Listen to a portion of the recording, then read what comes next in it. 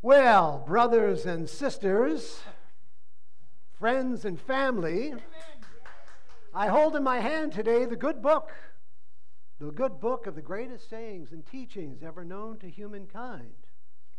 Is it the blueprint for the mystic's path? I have one word for you. Actually, I have one acronym for you. WWJD. What would Jefferson do? Now, just imagine for a moment you're the third president of the United States, and what you like to do before you retire each and every evening is you read something inspiring. Often it's spiritual in nature. Often it's the King James Version of the Bible. But something in the last few years has not been sitting right with you. So one night, you decide you're going to go up into your study, and you put on your spectacles, you light your candles, you open up your King James Version of the Bible, and in one hand you have a knife, and in the other hand a jar of glue. And what you begin to do is you cut away, and you cut away, and you cut away, because what you are doing is you're creating a sacred text all on your own, or all for yourself. You're basically going into the New Testament, the canonical Gospels, Matthew, Mark, Luke, and John. And what you're doing is you're creating a chronological edition of Jesus' greatest hits. The parables, the most wise sayings, the greatest teachings are being placed together in this Bible. Now, as you cut away, you're taking things out of the Bible. So, for example, Thomas Jefferson ditched the entire Old Testament. He also got rid of the virgin birth, many of the miracles as well. When it came to walking on water, turning water into wine, the fishes and the loaves, even the resurrection, he felt were not important to his soul's journey. He even got rid of things such as original sin and predestination, meaning it's already been determined whether you're going to hell or heaven or not. He even gets rid of the revelation entirely, just cuts it right out of the Bible. Now, maybe if he had waited around another 50 or 60 or 70 years, he would have bumped into Charles and Myrtle Fillmore or Edgar Cayce, and they would have walked him through the symbology of the revelation and some of these miracles, because they do have import to our human soul. But for Jefferson, he felt they didn't need to be there for the moral and ethical teachings that he needed. So what did he do? He ended up taking this Bible, and this took place over a number of years, even after he left the White House. And he actually pasted them together in a book, and he did it in Latin, Greek, French, and English. Wow. Greek, Latin, French, and English. And he did it all without Google Translate. How did that happen? Now, what ended up coming of this, of course, is what he called the life and morals of Jesus of Nazareth. You can see up here on the screen the actual original writing of Thomas Jefferson, The Life and Morals of Jesus of Nazareth. This was his own personal sacred text. This is what spoke to his soul. He was a man of the Enlightenment. He was a man of science and reason, but he was also a man who pursued the sacred.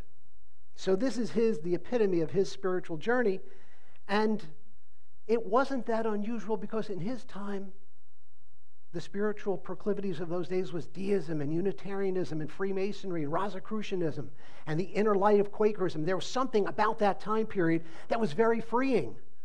So how many of us today could have done what Jefferson had done? How many of us would have the courage and take any sacred text whatsoever and gone up and cut it up? Now, some people would say, wow, that's heretical. That's eomaniacal. You can't create your own sacred text, even though the churches had been doing it themselves for many years. But instead, let's look at it differently. Maybe Jefferson was taking the individuated path of the mystic. How free would we be today? And let's also consider that Jefferson ended up creating the first Bible in Western civilization that was the teachings about Jesus, the sayings of Jesus. The Jefferson Bible is not about the stories of Jesus so much. It's not about the miracles. It's not about the religion that was started in his name. It was not about what it meant to other religions in the world. It's about the moral and ethical teachings, the Sermon on the Mount, the Beatitudes, do unto others, love one another. How you treat the least among you is your measure in life. So this Jefferson Bible was given to his family. In fact, the funny thing about this is that Jefferson didn't share this with a whole lot of people when he was alive, a lot of confidants. Many of his family members did not even know that this Bible existed in his family until after he passed away. And then it stayed in the family for some 70 years until his great-granddaughter actually sold it to the Smithsonian, and now the American people own this great Jefferson Bible. So again, this is a Bible about the teachings of Jesus and the sayings of Jesus. Where have you heard that before? Well, if you've listened to Reverend Paula here on any given Sunday, that's what unity is about, right? We don't talk about so much about the life of Jesus so much and what happened to him. It's about what did he teach? What did he share? And where else have we heard that here? Well, if you've taken a course here at Unity, you may have been introduced to the Gnostic Gospels. Now, this is a great treasure trove. The Gnostic Gospels are Gospels that are found in Nag Hammadi, Egypt in 1945. And they've been buried in urns for well over 1,000 years. Obviously, someone felt that they may have been pursued as a heretic, so they had to bury and hide these Bibles or these Gospels. And what ended up happening was they found that these Gospels went back probably to 150 AD, and maybe even sooner than that and earlier than that. You know, the canonical Gospels, Matthew, Mark, Luke, and John, were written about 70, 80, 90 years after Jesus was on the earth. These Gospels, according to some scholars, say actually predate the canonical Gospels. And what does that have to say about our spirituality? What does that have to do with Thomas Jefferson? Well, here's what it has to do. A lot of these Gospels, especially Gospel of Thomas, really was only about Jesus' sayings and teachings. And the Gospel of Philip, along with Thomas, took things such as the virgin birth and the resurrection and called them naive misunderstandings. Now look, I understand that Christianity has a tough time with alternative gospels, right? So this is uncomfortable, and I understand that alternative gospels will make people nervous when it comes to understanding who Jesus was. But can we accept Jesus without the miracles? Just for a moment, if you will. Let's put the miracles aside on the side burner for a moment. Let's say they're true. Maybe they're not true. If they're not true, what have you got? Some people would say we have nothing.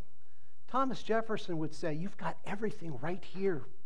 Even if you don't have these miracles, even if you don't have the Savior myth, even if those things are not true, the greatest way to live your life is to live according to the teachings of this man that we call Jesus. The wisdom is all here. You know, recently there have been studies released by Gallup. You know that Gallup and the Pew Foundations love to take the pulse of American spirituality and religion. And two really stunning stories are actually research data. One says that now in America, less than half of our population belong to churches or synagogues or mosques. They're no longer members of houses of worship. This other study is even more dramatic. Less than half the country says that religion is very important. Something like 43% of the people think that religion is very important. And we're talking about just maybe 3 or 4 decades ago, over 70%. Now, look, a lot of people freak out when they hear this, right? They think that, oh my goodness, this is massive changes going on here in religion. But there's an Episcopal priest. His name is Adam Bucko. And recently he wrote for the Center for Action and Contemplation. That's Richard Rohr's outfit in New Mexico. He's a Christian mystic, a priest. Check it out, cac.org. It's wonderful. Anyway, Adam Bucko wrote recently, many of our churches, synagogues, and mosques are freaking out when they hear this, meaning the Gallup polls, thinking that young people are no longer interested in the sacred. But to me, it is clear that young people are not necessarily rejecting God.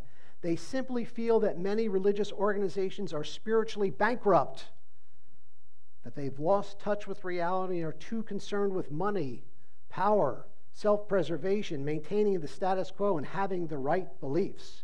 And another thing that Bucko reminds us of is that big religion is really not listening to us. Big religion is not addressing the big questions.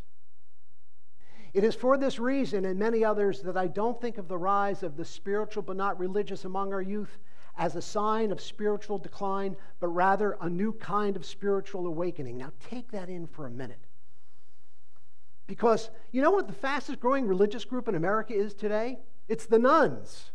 N-O-N-E-S, the nuns. Nothing in particular. That's what it is. And here's the other part about that. The largest portion of the nuns are the spiritual but not religious. Only a very small portion of the nuns are atheists or agnostics. So what does that remind you of? Well, in some ways it reminds me of this guy. Because Jefferson and his colleagues at the time were rational. They were reasonable. They were scientists, but they pursued the sacred outside of religion. And look, here at Unity, we call ourselves a church. It's a 501c3, but it's always been a spiritual center to me. It's never really been about commandments, thou shalt and thou shalt nots. And Jefferson and his colleagues were men and women who were spiritual seekers who could not be pigeonholed. You couldn't put them in a religious box. So, was Jefferson an atheist? Heck no. Sure, he was called that when he ran for president. He was castigated because he criticized Christianity, called and talked about the corruptions of Christianity. Was he a Christian? Probably not by those standards in those days, and by today's standards, no way. If you cut up the Bible and question the divinity of Jesus, you're probably not a member of the club. What about a deist? Well, he had some deistic leanings, but he never thought dryly, logically, like many deists did, that God was a clockmaker, turned on the clock or wound up the clock, and then he went home. Was he a Freemason? No historical evidence that he ever joined the club. He hung out with them. He had a lot of friends who were Freemasons. What about Unitarian? No, but this comes the closest. And we know that Unitarianism sometimes is joined at the hip with unity. In fact, Unitarianism is what helped build New Thought in the 19th century. So they're close cousins. Here's what Jefferson wrote to Unitarian ministers about 8 years before he passed away. I trust there is not a young man now living who will not die a Unitarian. I confidently expect that the present generation will see Unitarianism become the general religion of the United States. Well, I don't know about you, but I'm still waiting on that one. You know? But here's the thing. Maybe that's part of what the Gallup poll is about, because Unitarianism in those days, and then especially 100 years later with the Transcendentalist, it became an even more free-thinking spirituality, not bound by organized religion, not bound by convention or commandments. And William James later coined the phrase New Thought, and he said that New Thought would become the greatest religious expression in America. Again, I'm still waiting on that one. But again, maybe that's what this Gallup poll is all about. Now, a word or two about Mr. Jefferson and his legacy, and I need to bring this up. I think anytime we talk about our founding fathers, we realize that they were men. They had clay feet. They had pockets in their souls as well, holes in their soul. Everyone knows that Thomas Jefferson was a slaveholder. It's only recently that Monticello's begun talking about Sally Hemings and the relationship he had with them. But let me say this. Number one, it's hard for me as a 21st century man to go back and judge an 18th century man by my standards. Secondly, when Thomas Jefferson wrote in the Declaration, all men are created equal, which I think is an amazing spiritual phrase. It deals with our equal brotherhood in the great collective of the Christ. When we think of that, and we think of that oneness, we realize that Jefferson wasn't speaking so much for the people of his time. They knew they weren't going to create an equal world at that time. It's as if Jefferson threw a grappling hook out to the future. This is a timeless ideal. This is an eternal ideal. This is the marker. This is the beacon on the horizon that you must point to. The arc of the universe does indeed bend towards justice. Maybe not today, but someday.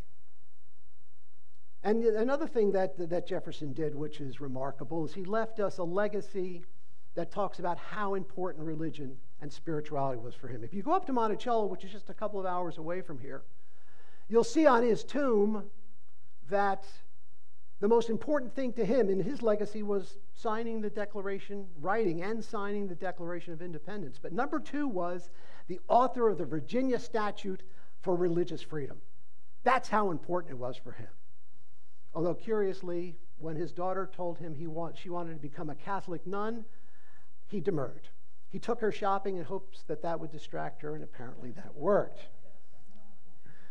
You know, Mitch Horowitz is a name that some of you may recognize here. He has spoken on the stage before. I hope he returns to Unity Renaissance at some point. He is, I think, the foremost authority when it comes to alternative and esoteric spirituality in the nation.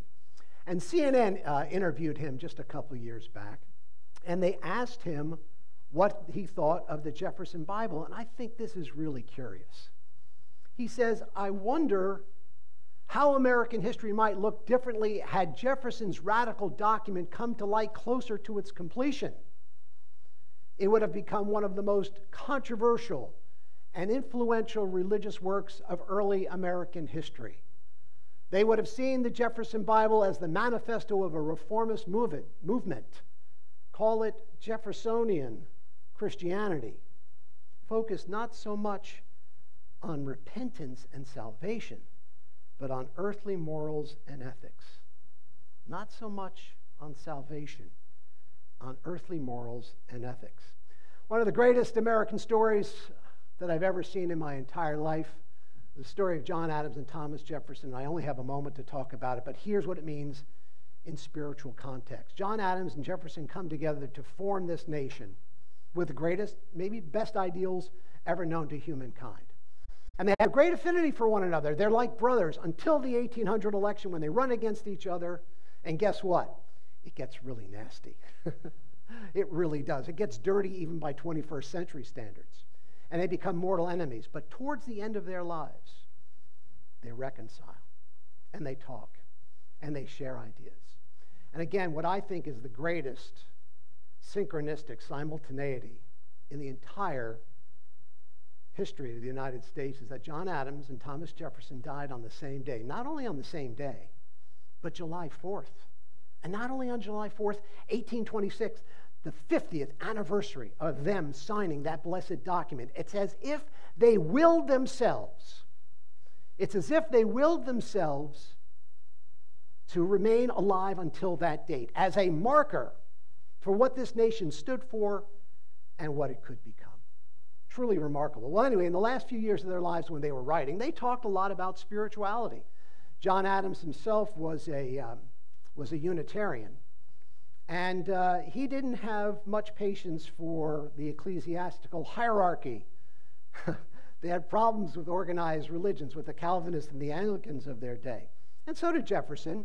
So one of his letters, Thomas Jefferson writes to John Adams, in extracting the pure principles which Jesus taught, we should have to strip off the artificial vestments in which they have been muffled by priests who have travestied them in various forms. There will be found remaining the most sublime and benevolent code of morals which has ever been offered to men. There it is. Those are Jesus' words. Now, does that sound like unity today? Does that sound like the spiritual but not religious movement of today? Does that sound like the Gallup poll and where things are heading? In 10 years, I believe the largest group in the religious firmament in this nation are going to be the spiritual but not religious. America may be losing its religion. It's not losing its spirituality, especially if it harkens back to the teachings of great men such as Jefferson. 6 months before his death, Thomas Jefferson said these words, I am of a sect by myself, so far as I know. Does that sound like someone who is egomaniacal, or does it sound like he's taking a page from the path of the mystic? This is the unitary path of the mystic. We are all bound together in the great collective. We all have a common destiny, if you will, but the unlocking of our own sacred mystery is our true calling. Each of us has a hero's journey, as Joseph Campbell would say.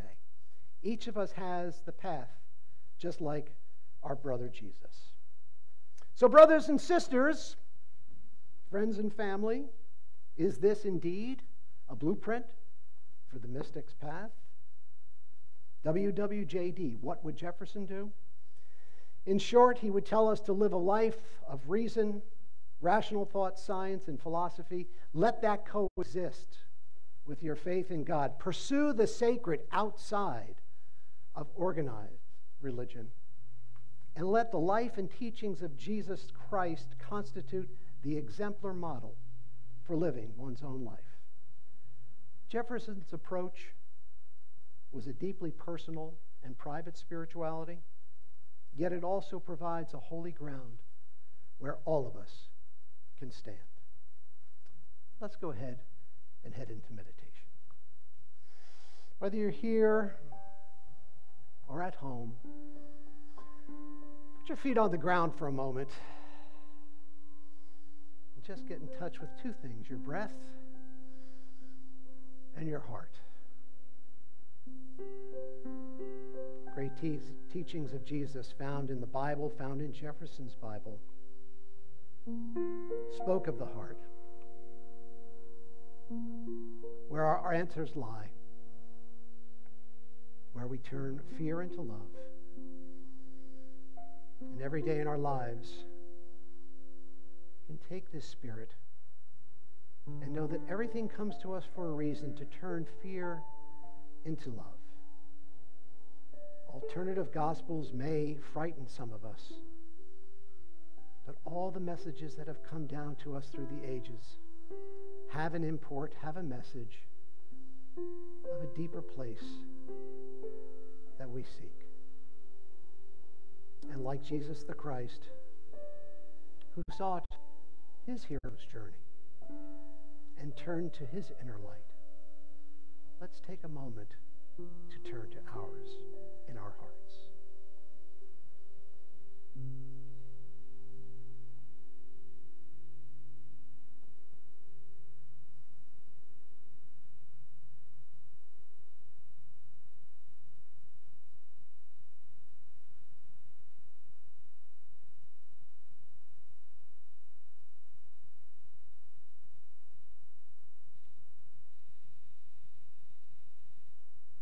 Be still and know that I am God. This is the promise of the mystic's path, to have the mind of Christ, as it says in Philippians. Let that imbue our consciousness. And for this, and for so much more, we are indeed eternally grateful.